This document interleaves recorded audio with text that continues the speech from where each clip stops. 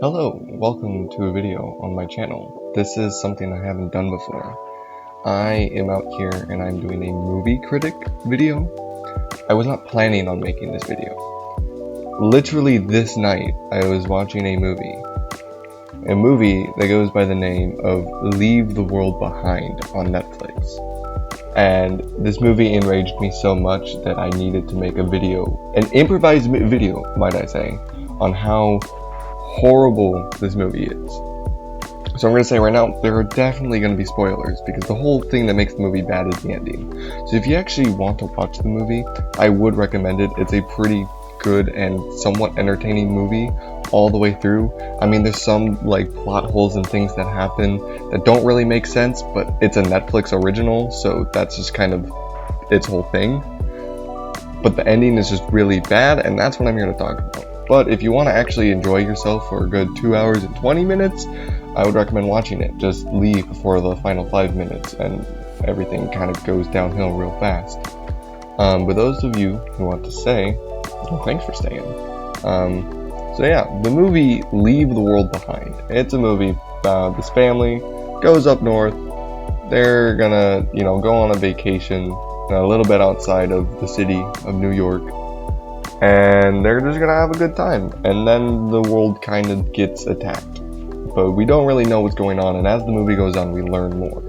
And I actually really enjoyed this part of the movie, trying to figure out what's going on along with the people who are there.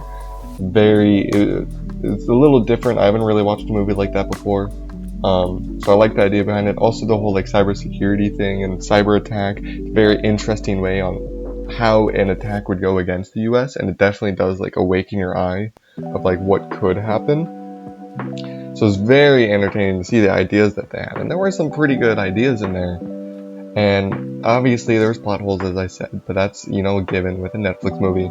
It was until the end, and first off, the ending was incredibly lazy. The entire movie was slowly developing these I'm not even gonna annoying characters to the point where they're kind of likable, and you can kind of see the character arc. And then right before the character arc was complete, they just have the most we don't know how to end this ending of the daughter goes in and watches Friends, and that's it. And I will get more into that at the end, because the ending cutting off is the really annoying thing, but it's also just because the whole movie is kind of showing how these characters are changing in this environment, and right as things are about to actually finally come together, they end it right before we're about to get this whole hey, we've kind of been arguing this entire time, but we actually might be able to tolerate each other for a bit and survive this out together and make an actually good ending. And right before that happens, they end it off. So I'm going to go in depth on each character, going from my favorite to my least favorite, and pretty much how their story arc was about to be complete, or how I didn't like them as a character, and then how the ending just completely ruined that. So starting off with the first of the main 6 characters, we have the dad in this movie.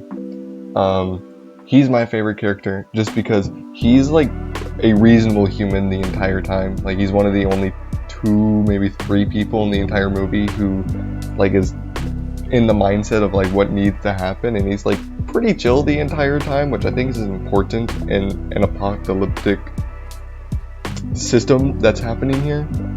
I mean, he does have his moments, as most characters do, at the beginning part of letting the guy into his house, the guy who owned the house, without really knowing that he owned the house, was kind of dumb. He did end up owning the house, but still in the moment it's why are you letting this guy in? He could very well have a gun or something. Luckily it worked out for him. Also the whole scene he had with which also didn't make any sense. The whole scene he had with the Latina who was speaking Spanish to him was, one, completely useless. This didn't change the story whatsoever with any of the characters, except the part where he's talking with the daughter, Ruth, I think her name was. And even that scene was meaningless, because at the end, Ruth didn't get any bonding to him. She just was oh, he wants to get with me, even though he said he didn't. And he seems like a guy who has good values. I don't think he would do something like that.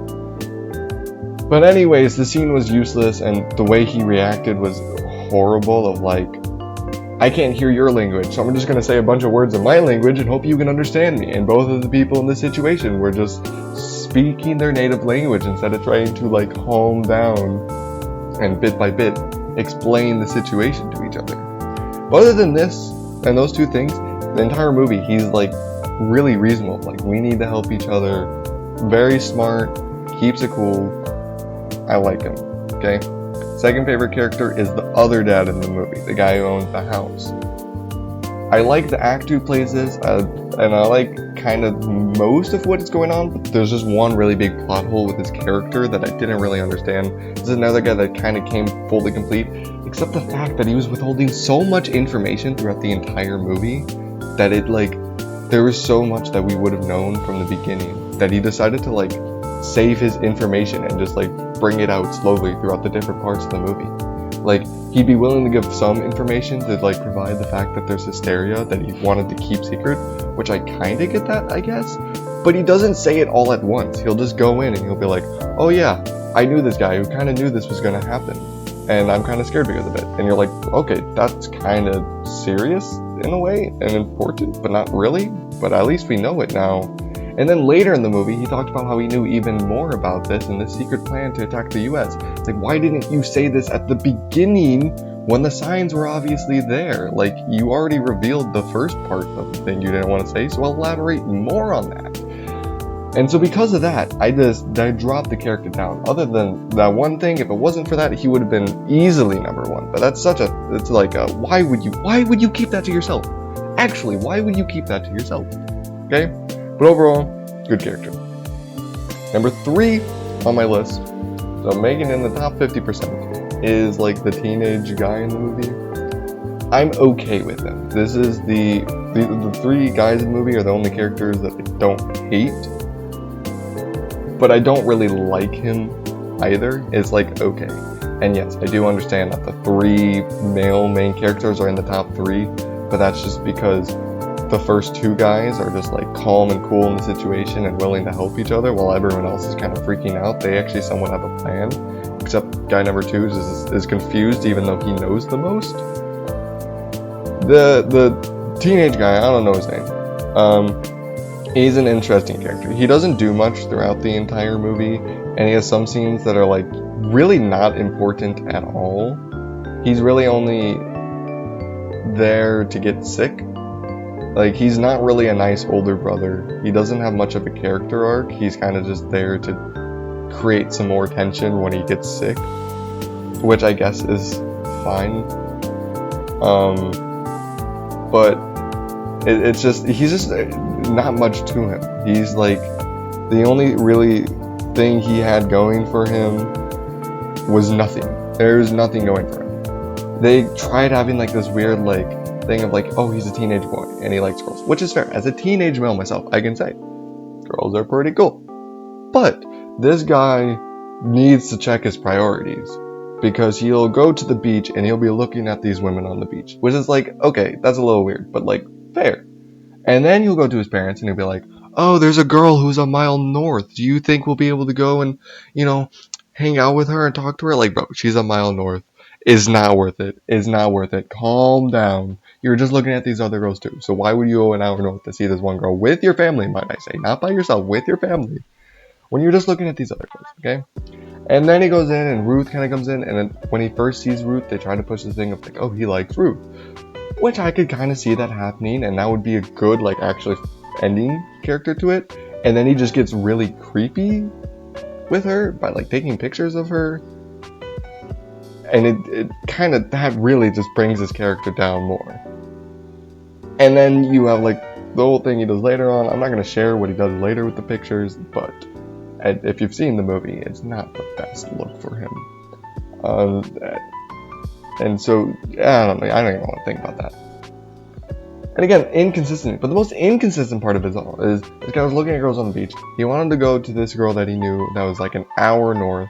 And then he was also taking pictures of this other girl who's like, his family doesn't really like their family too much, and there's like this tension here, and he hasn't even spoken a word to her. And he's taking pictures of her. And then, like, when he's sick and they're driving to get medicine, he's like, do you think that girl who lives in our north is okay? Like, bro! If it was really that important in this situation to worry about her, and she actually meant that much to you, you wouldn't be looking at these other girls on the beach. You wouldn't be trying to take pictures of this other Ruth girl. You'd be only focused on her, but you're not. So, like, why are you even saying this? What are the writers doing? They're trying to add some depth to your character, which I guess is okay, but, like, there's no, like, actual development going on. And, like, you're just a pawn in a game. Like, you're only there so that you have the typical family format. So you might be thinking, who's next? There's only 3 left. There's the 3 females. Okay, these are the people that I start to dislike. Next is Ruth. Ruth is a little bit below the teenage guy, solely because in the beginning she's really annoying and she just, like, doesn't value anyone else at all. And, like, throughout the movie they do give her reasonable explanations. And she, like, for the most part, is pretty smart, except, like, she'll just randomly be like, oh, the dad was trying to, you know, get with me, even though he wasn't. She just kind of said that. And then she has this vulnerable moment with the mom, and it's this weird kind of feeling of, like, I get it, the apocalypse or whatever, but you're kind of all over the place right now. I did really like the scene she had, like, before her dad left, of, like, I don't want you to leave me, blah, blah, blah. That was actually a pretty good moment.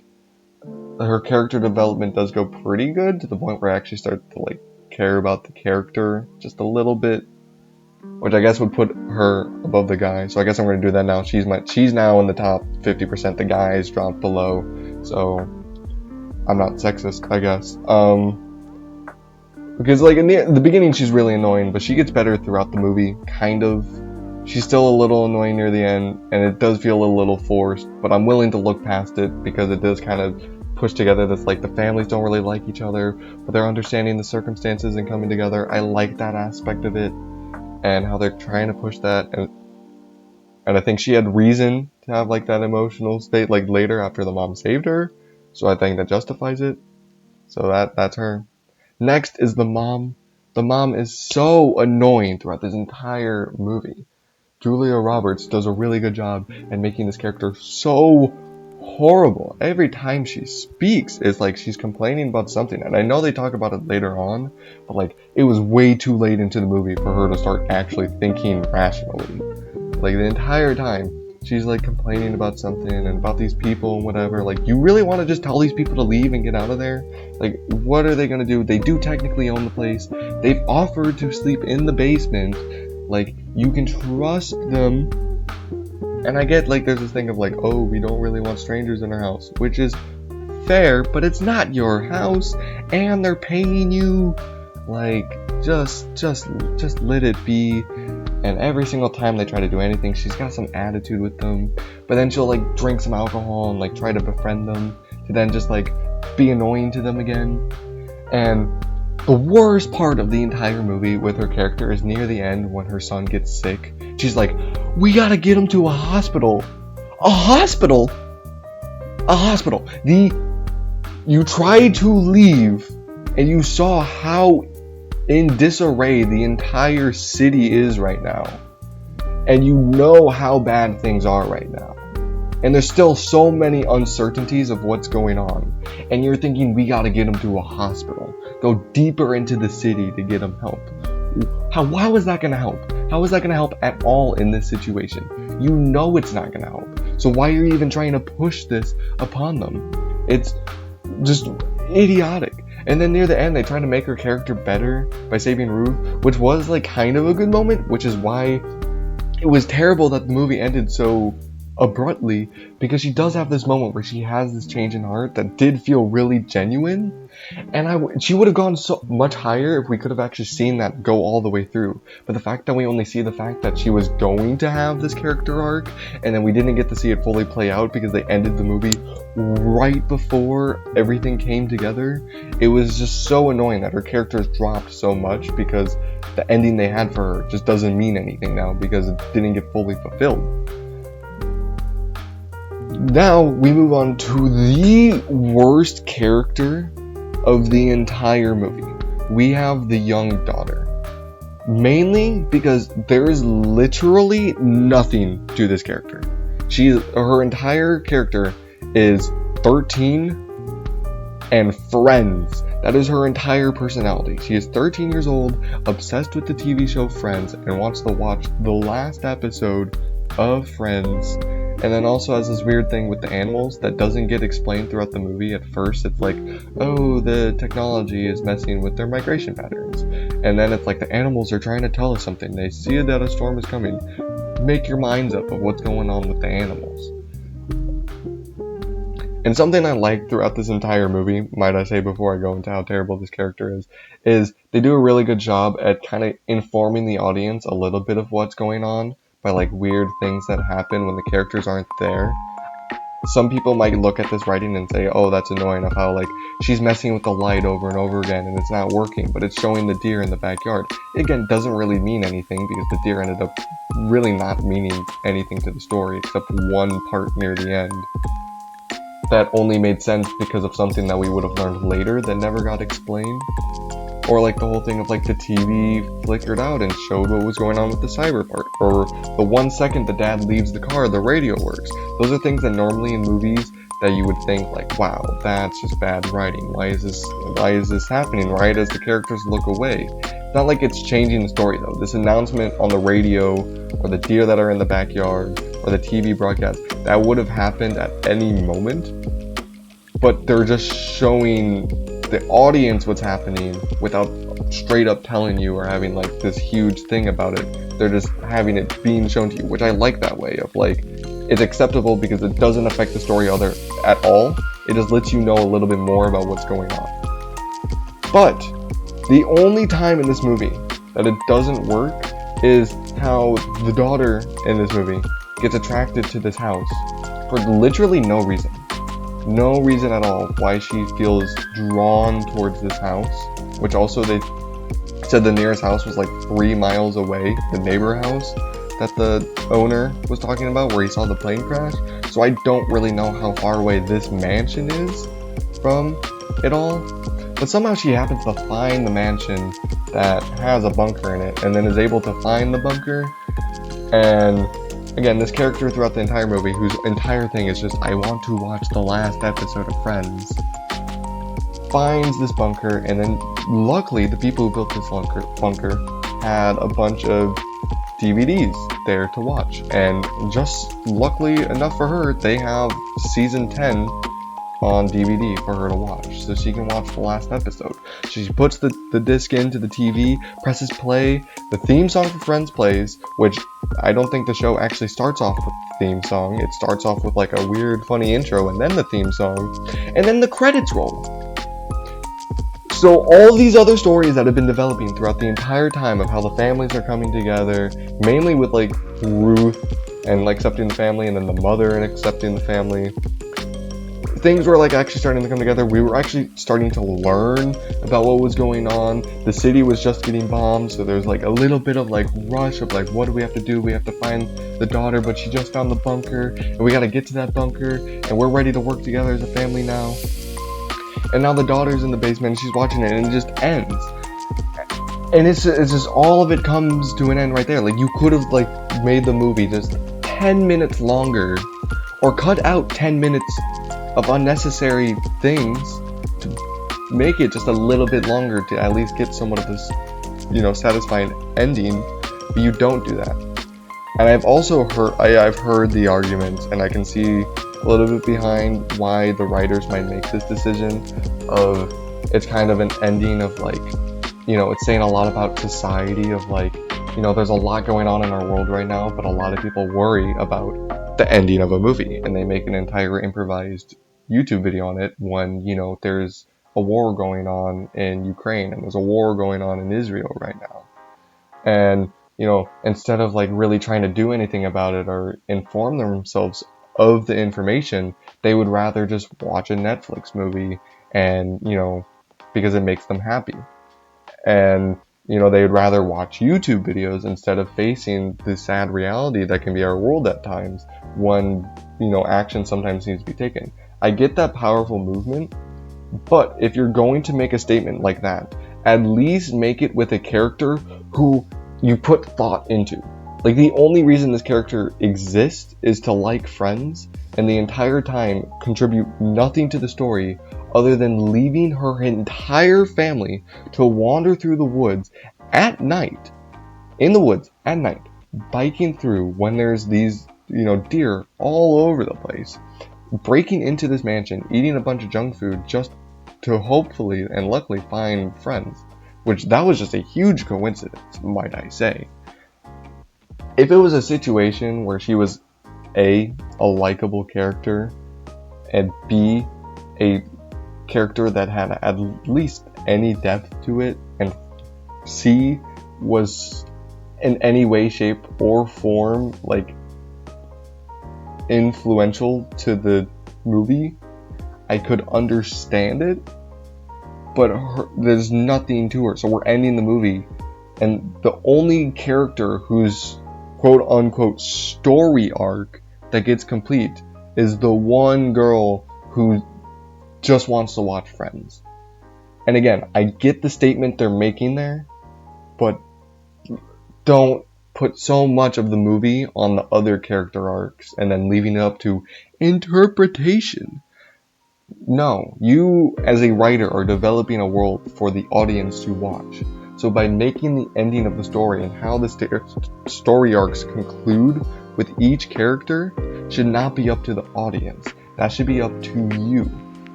Simply put. And that is why this movie is so annoying. Because I remember watching this movie, and obviously, as I said, there was downsides to it, but it was an enjoyable movie. I could actually see myself re-watching this movie, except with this ending, I would never see it again. I know, like, when I've heard rumors, or I've heard people talk about, like, when Matrix 2 was released, and the movie ended right before things got, like, pretty interesting, and then said, there'll be another one. People got really mad.